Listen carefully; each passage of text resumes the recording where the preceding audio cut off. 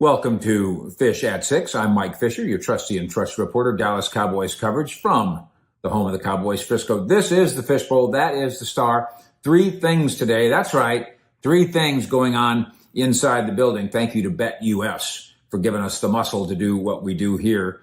And thank you to you, 70,000 fish heads in Cowboy Nation, who, of course, make all this possible as well. Get in, get on, be good. I will review all comments, all questions, and all criticisms as we get you to your 3 moves, kinda. Move number 1 is a non-move at all. If you are a betting man or woman and you watch this program or read cowboyscountry.com, you already know all about this. He's either the victim of stubbornness, or he's the victim of Father Time. There is no plan to move Dalvin Cook. It has nothing to do with conditioning. It has nothing to do with the game plan. It has nothing to do with the playbook. It has nothing to do with, he wouldn't be a good matchup for the Cowboys play the Steelers this week. They need all the weapons they can get. The Cowboys have decided that he's not a good enough weapon as we sit here now on Tuesday. Things could change in the week, and if they do, we'll let you know. As we sit here on a Tuesday, the Cowboys have decided he's not a good enough weapon to have on the 53-man roster.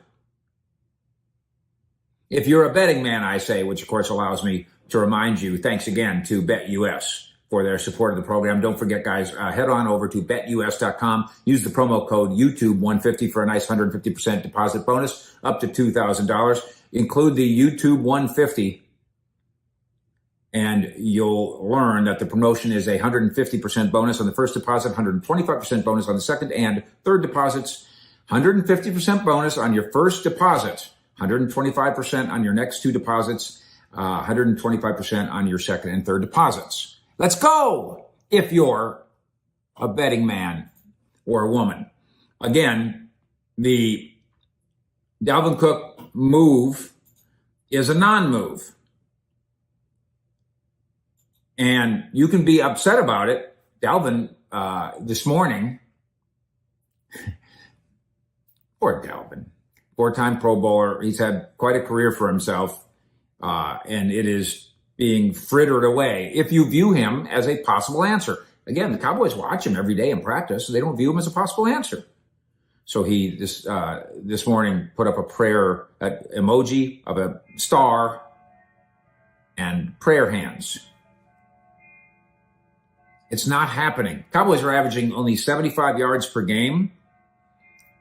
They got Rico, they got Zeke, they got Deuce. Now they have the Night of the Hunter, Lipke. So, and don't do this to yourself. Come on, Jerry, it's not Jerry. Jerry could sell some more shirts if they'd play Dalvin Cook. The coaching staff is looking at what they have. Jerry's the one that's answering the question on the radio. The coaching staff and the scouting department are looking at what they have and saying, no, we're good. What if another team wants him? You know what? At this point, I'm going to work on the assumption that another team wanting Dalvin Cook is what he would want. If a team with injuries, the Houston Texans, the Kansas City Chiefs, instead of signing Kareem Hunt, put into the league that we're putting in a claim on Dalvin Cook. And the Cowboys didn't block that claim by moving him to the 53-man roster, which is the way they could do it. Dalvin Cook would fly to Kansas City and wouldn't even need an airplane to go join that team. And he might go on the field and do anything and everything that Kareem Hunt did. By the way, this idea that, he needs time to... Kareem Hunt has been on the couch for months. He signed with that team in Kansas City on whatever it was, Monday, and was their leading rusher and ball carrier on Sunday. It's malarkey. Don't need it. These guys keep themselves in shape now. Training camp's nice. Training camp's fun. Guys come off the couch and do this all the time, and Kareem Hunt just proved it.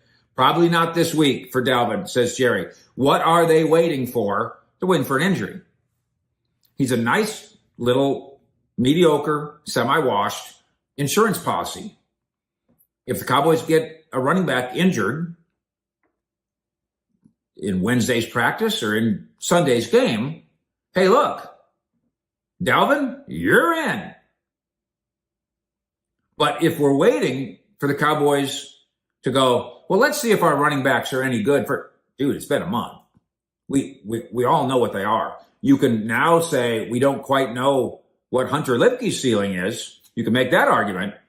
But in terms of the traditional running back, halfback guy, they thought they knew what they had. We thought we knew what they had. And we were right. We were right. The mediocrity is overwhelming. And the organization has decided that Dalvin Cook is not good enough to be better than the mediocre. Move 2. Predictably, but worrisome. Tank Lawrence has been shifted off to the injured reserve list. We've talked about some guys, and I'm not saying he's, Dirk Nowitzki is the best example of it. Dirk Nowitzki plays here for 21 years in Dallas with the Mavericks, and in the second 10 years, for sure, I remember saying a lot, enjoy him. Now, again, this is by the time he's getting to be in his mid-30s. Enjoy him because he won't last forever. Well, he almost did, but cherish this. Okay, I'm not saying DeMarcus Lawrence is Dirk Nowitzki, but the end is near. He's got the foot sprain. This isn't the first one for him. He goes to IR today. That means you miss a minimum of 4. So no Tank for the Steelers. Lions, bye. Niners. By the way, Micah Parsons continues to be labeled week to week. Do not plan on Micah Parsons playing against the Steelers on Sunday. The idea that this is only, because it doesn't require surgery apparently, that this is only a 4-week issue for Tank, I think that's wildly optimistic. I don't think, by the way, he leads the team in sacks with 3. And cherish him while you got him. He never did do the sack thing that made you think he's a $20 million defensive end. I get that. But he does play the run. He does get some sacks. He is a leadership guy by reputation. And he shows up every game. There's been more than a couple times when the doctor said, you can get siege-ending surgery on your shoulder if you want to. And he said, no, I'll just wait till, they said it in December. He said, no, I'll do it after the year. Then he went and rubbed some dirt on it and went and played. So enjoy Tank Lawrence while you got him. Because I'm saying to you, an injury that definitely keeps him out 4, that might keep him out 8, that's 2 months. For a guy in his 30s with some semi-consistent foot problems and his contract's up after this year. The arrow on Tank Lawrence's future in Dallas, the arrow is pointing down. Item 3, in a move that the Slappies are going, oh, Super Bowl. God, it's so corny. Cowboys have signed a pass rusher. So corny.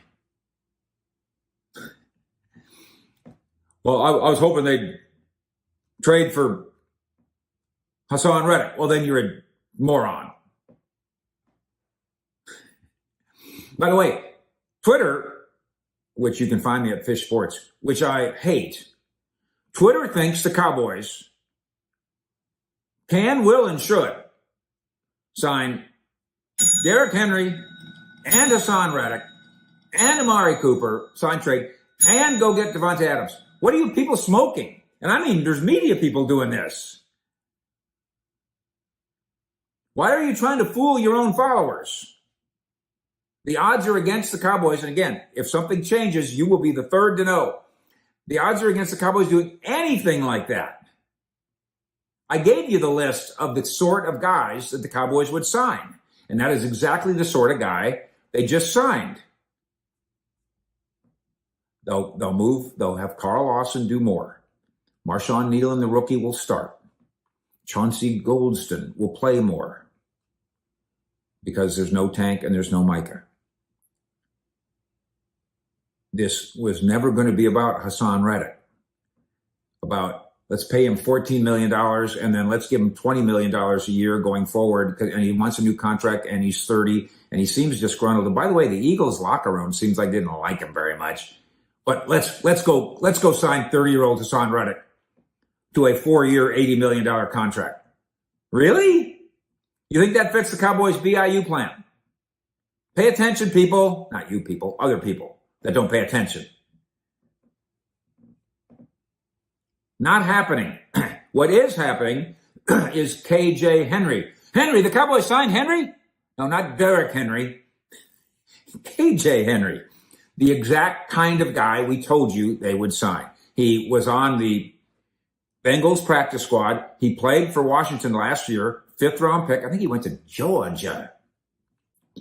6'4", 255. He's a pass-rushing defensive end. He had 1.5 sacks last year. Clemson, Georgia? I don't know. It's all the same to me. Clemson. Last year, got involved for the Commanders. I think he was a 5th-round pick. Did not make the team under Dan Quinn this year. Dan Quinn's best in the NFC East, Washington Commanders. So he lands on the Bengals practice squad, and you know how this works by now. You go and make that claim if the Bengals want to block you, just like we talked about with Dalvin Cook. They say, no, you can't have him.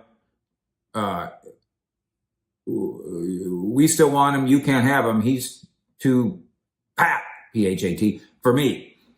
And then he stays. And they said, no, he's all yours. So here he comes. And, of course, he's got to move to the 53-man roster. So he does. You want Dalvin Cook to come up? Not happening. You want Henry instead? You got him. It's just that it's KJ Henry. There are your 3 Cowboys roster moves as we approach midweek here in Frisco and as the Cowboys get ready to pack their bags and go play the Steelers. Steelers are really interesting. First of all, they're loaded on defense, led by T.J. Watt. I know. The Cowboys should have drafted Taco Charlton. They're loaded on defense and interesting on offense, and that's something we'll talk more about on Wednesday. Fish at 6, we appreciate you being here. Thanks also to all of you for reading cowboyscountry.com. I just need, 10,000 more people a day. 10,000, you, and you, to go read Cowboys Country. Go click on there 3 times a day. Somebody's got to pay the rent in Marsh's mansion. Thanks to BetUS for being a part of what we do here, and thanks to you as